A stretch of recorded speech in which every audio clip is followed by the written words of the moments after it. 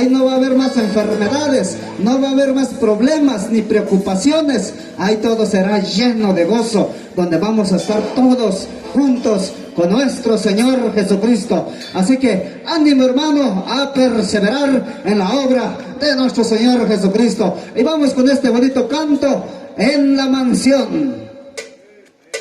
Ay, Señor, ¿a quién iremos, Padre? Si tú solo, tú tienes palabras de vida eterna.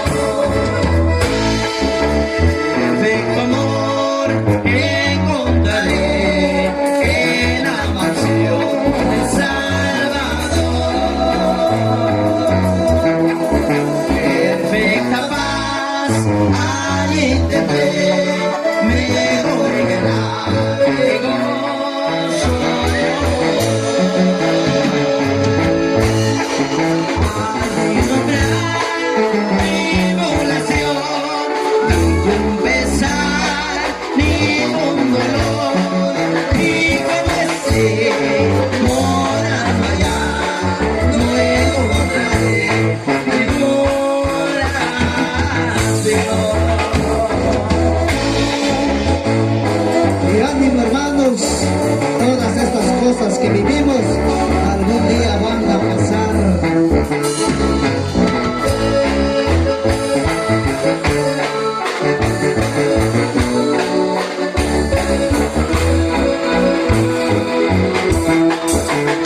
Entonces sí, yo gozaré de toda la felicidad y ya con Cristo